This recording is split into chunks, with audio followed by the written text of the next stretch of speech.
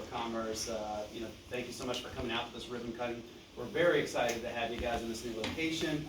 It looks awesome. It really gets me excited, actually. So I appreciate all you guys are doing, particularly for youth in the area. And so I know this has been hard work, and so I congratulate you on your achievement here. So I'll turn it over to Tom and then to Derek from here. So thank you. Thank you. Thanks to everybody coming out today for this unbelievable event. I think for most of us, there's some of us in this room that started 10 years ago, but for a lot of us, this process of thinking about a facility started about 2 or 3 years ago when we actually sat down and drafted a strategic plan. And one of the objectives in that plan, as we said, was to start laying the groundwork for a permanent facility. I think most of us thought that was like 5 to 10 years away by the time we'd have a facility. And by the stroke of good luck, this became available to us. The location could not be better for our mission, where we want to be in town. And through the hard work of a lot of people in this room, 9 months later from when we signed the lease, here we are today. We moved in the spring of last year. We did the build out over the summer.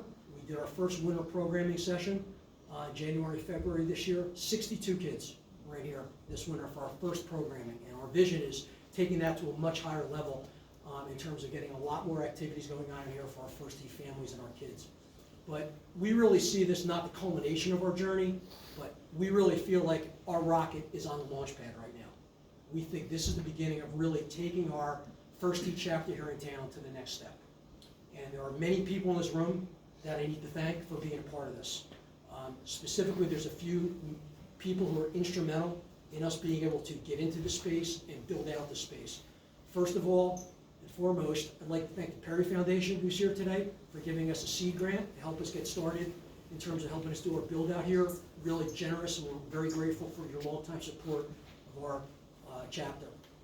We had three other significant donations in terms of helping us build this facility out. First of all, Dan Brody, who actually brought this idea to us about moving into this space. And if you saw this space 9 months ago, I'm not sure it would have been such a great idea. It was a entirely black CrossFit. It was very dark in here, so it took some vision to get here. But Dan, thank you so much for bringing this to our attention, and also for your contribution to help us make this a reality.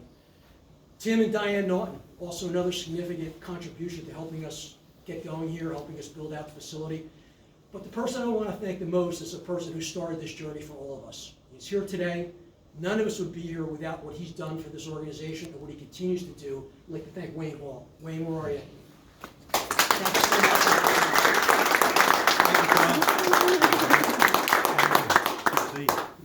We've got a number of other longtime board members, contributors, and people here who have made this a reality for us. Our first team, led by Derek, they managed this entire build out.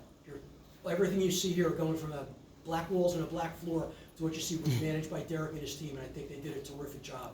There's a number of people in town I'd like to thank that helped us in here in terms of our decoration, our activities. The Gropin Group, Sir Speedy, Schulz helped us with some appliances, and we also had a significant contribution from Crutchfield, who helped us with the AV equipment in here. So thank you all for coming here today. Look forward to helping us make this the next part of our journey. Thank you.